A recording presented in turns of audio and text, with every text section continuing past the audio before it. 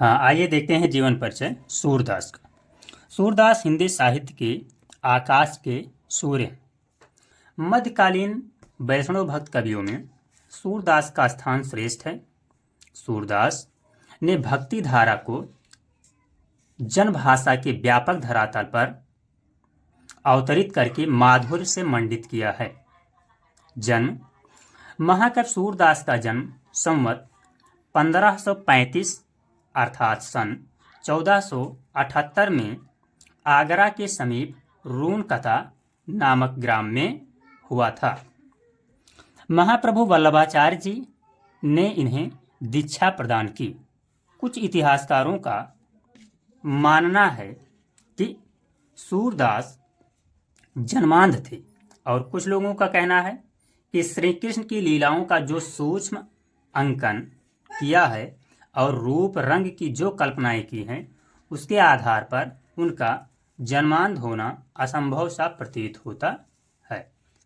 यदि इनकी प्रमुख रचनाओं के बारे में देखा जाए तो सूरदास द्वारा रचित ग्रंथ सूरसागर है। इसके अलावा इनकी कुछ अन्य प्रमुख रचनाएं हैं जैसे सूर सरावली, साहित्य लहरी। सूरसागर के वर्ण विषय का आधार श्रीमद् भागवत है।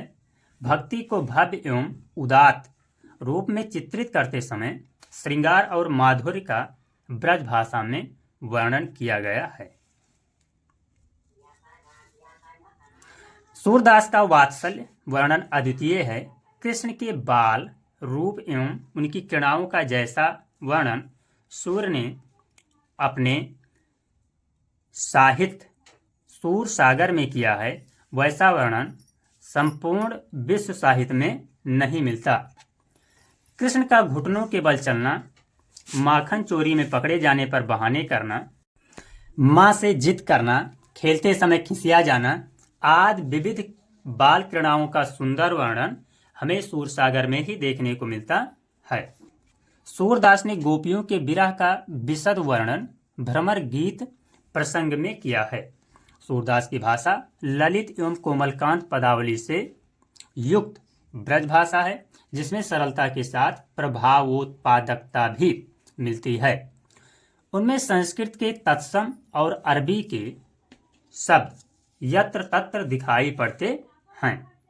सूर्य के पदों में गीतात्मकता है। इसलिए डॉक्टर हजारी प्रसाद द्विवेदी जी कहते हैं कि सूरदास जब अपने प्रिय विषय का वर्णन शुरू करते थे तो मानो अलंकार और शास्त्र उनके पीछे पीछे हाथ जोड़कर दौड़ा करता है।